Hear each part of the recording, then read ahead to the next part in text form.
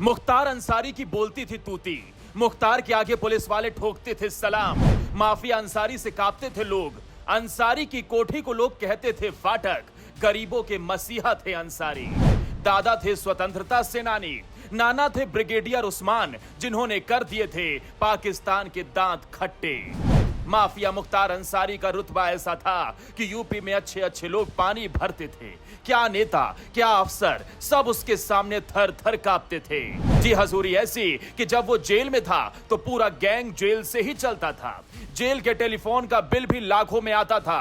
किसी की हिम्मत नहीं होती थी कि उसके सामने चू भी कर सके। बैडमिंटन खेलने के लिए उनके साथ एक से एक फन्ने खां आते थे। उनमें उस समय की डीएम भी मौजूद थे जो कि उनके साथ बैडमिंटन खेलते थे। अब आपको उनके रुतबे का अंदाजा लग गया होगा।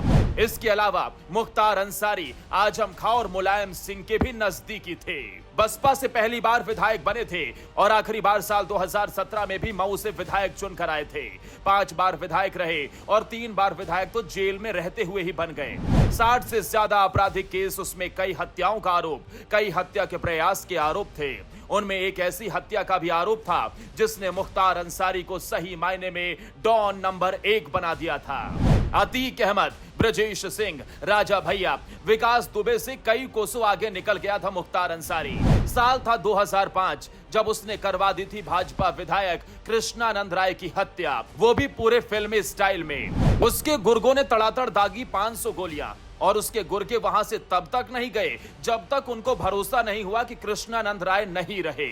अब आपके मन में कई सवाल उठ रहे होंगे कि कृष्णानंद की ऐसी क्या खता थी कि उनको ऐसे मौत के घाट उतार दिया।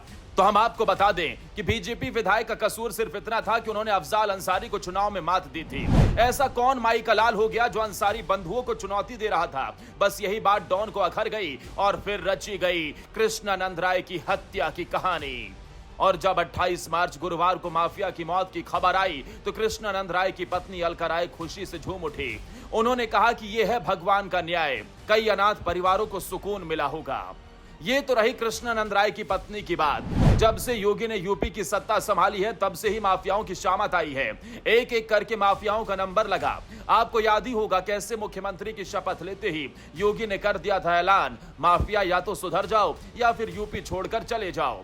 शायद जब माफियाओं ने उनको हल्के में ले लिया था। विकास दुबे से लेकर अतीक अहमद का क्या हश्र हुआ ये किसी से छिपा नहीं है। अतीक ने तो यहां तक कहा था कि योगी जी ने हमको मिट्टी में मिला दिया, अब तो बस रगड़ा जा रहा है।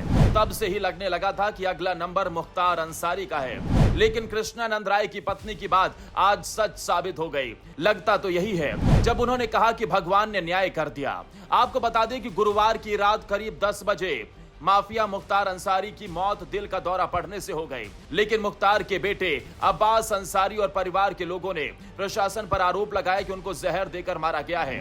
वो यही नहीं रुके, उन्होंने कहा कि 40 दिन पहले भी मुख्तार अंसारी को धीमा जहर दिया था। सच्चाई क्या है ये तो जांच के बाद ही पता चलेगा। बांदा के डीएम ने मजिस्ट्रियल जांच के आदेश दिए हैं। जांच के बाद दूध का दूध, पानी का पानी हो जाएगा। ये तो मुख्तार अंसारी के परिवार की बात है साहब। इनका योगी सरकार पर आरोप लगाना समझ आता है, लेकिन इंडी गठबंधन के नेताओं से लेकर विपक्ष के नेताओं तक मुख्तार अंसारी की मौत पर जमकर राजनीति चमका रहे हैं। अखिलेश यादव से लेकर ओवैसी तक, राहुल गांधी से लेकर मायावती तक, कोई पीछे नहीं रहना चाहता। इसके पीछे मुस्लिम वोट है जिसके लिए सब लालायित नजर आ रहे हैं।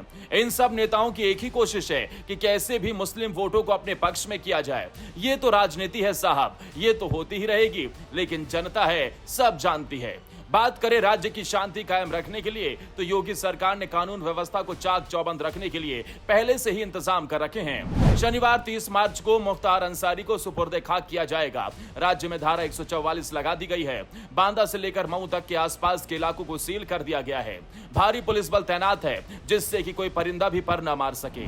मुख्तार अंसारी अपने परिवार के लिए करोड़ों की दौलत छोड़ गए।